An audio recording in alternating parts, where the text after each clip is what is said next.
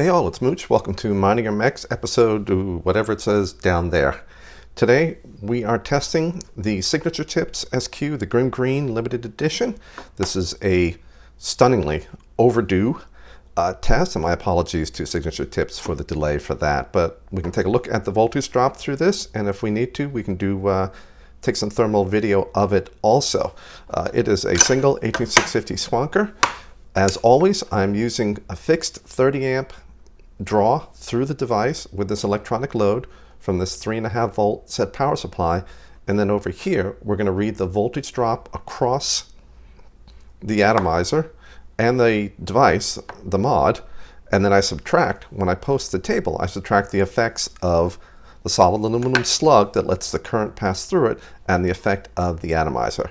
And let's get this in here. And to prevent any arcing damage from affecting the results, what I do is I close the contacts by pressing the button. Of course, it ends up halfway. I press the button to close the contacts.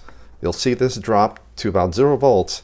And then when I press this, we'll get a 2-second pulse of current, and you'll see the 30 amps show up here, and we can read the voltage drop here. And since I'm a lefty, we're going to do some contortions. Let's see, when I press the button, okay, now you see 0.01, that's like 20 microvolts there, and I fire a pulse, 0.165, and I let go. Press again so we don't get any arcing damage when I fire a pulse, 0.163. Now you can see tiny variation as my finger pressure changes, which is normal, 0.161, 0.161, 0.159, 0.158. I press a lot harder, 0.150, but that's unrealistically hard. I'll try a normal press,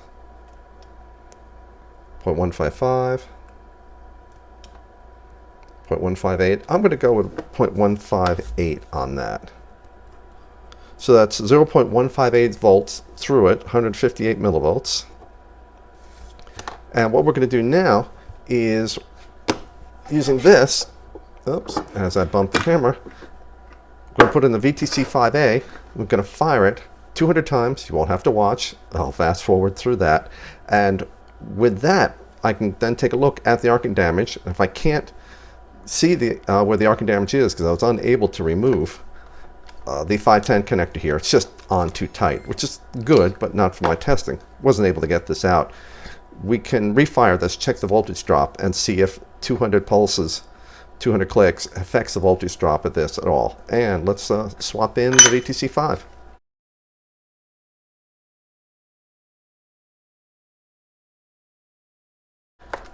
And we're going to give it 200 presses, and then we'll check for arcing damage. And 1, 2, 3, 196, 197, 198, 199, 200. Okay. Fits in very snugly. These are fairly thick wraps, so it's going to be hard to get in through there. And I'm going to take a quick peek at the contacts and see what I can see. I'll post a photo here while you're looking, and I can't see any damage. And I painted the contacts flat black for the thermal imaging here, but it's a gold-plated contact here.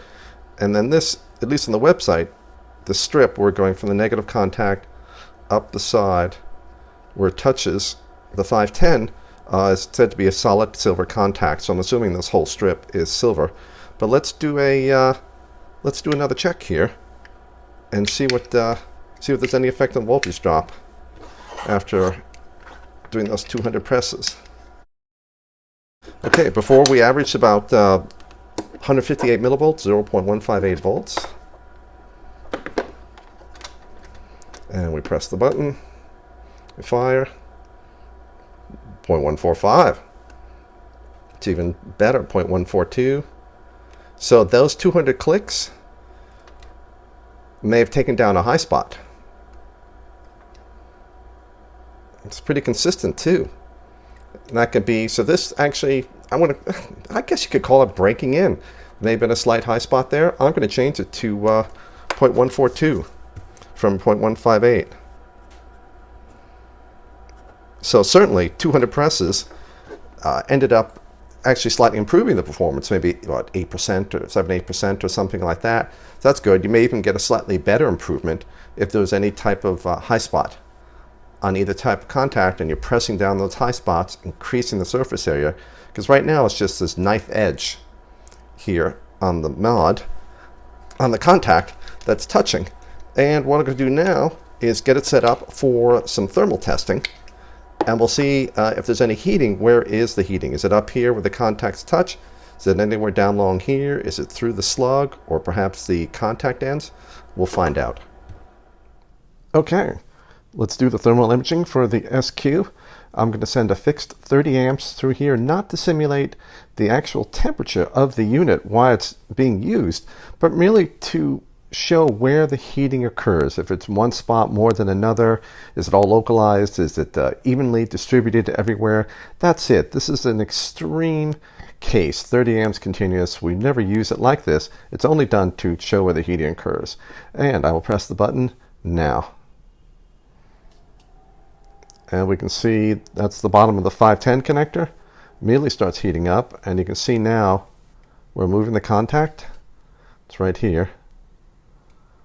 And the contact is picking up some of the heat, maybe heating up a little bit, maybe absorbing heat from it. Now if you look in the upper left-hand corner, the 510 looks white hot, but it's only at about 40 degrees C. That's barely warm.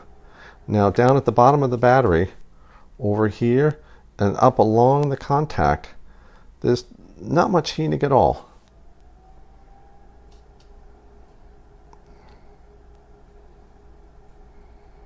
Continuing to fire it. 48C. Okay, now you can see the heat starting to be conducted down along here and a little bit appearing along the bottom. So all the heating, all the voltage drop, that means, that occurs is in the bottom of the 510 itself, and maybe some at the connection between them. And I saw the 510 itself heat up before I saw the contact point between the silver contact here that I'm moving and the 510 itself. Okay, I waited a bit for it to cool down. Now you can see there's a line kind of halfway across the 510 connector. That's the difference in the point where I have the matte black paint. So it's the brighter point in the bottom half. Let's see if I can do this right here. That's the point that you should be looking at for the temperature. Up here at the top half, which is going to be touching the contact, which is right between my fingers now, that's unpainted because that's where the contact is, and that we can't use reliably for temperature. So let's see. I'm just going to tap it. Okay, it's hard to tell because we don't have matte black paint on the contact point. It's hard to tell if it's just the 510 itself heating up or if the contact point is adding to it. Now you can see the contact point starting to get hot, but again, there's no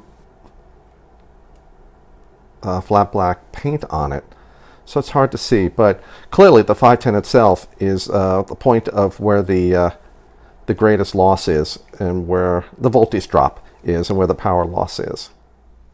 Just a quick note to say that while the 0.142 volt drop I measured on this is high compared to the better performing aluminum, copper, brass, silver tube mechs that I've tested, it is a good result for a very tiny box mod like this with that single contact knife edge there. So I was very surprised by the performance of this, and you shouldn't be put off just because we can see heating, an extreme test of continuous 30 amps. This mod is not getting hot unless you go insane with it. If you want to see the results for any of the mechs I've tested, check the link in the description below to the voltage drop table. You see the results for this one, and you can directly compare its results and the results of all the mechs against each other.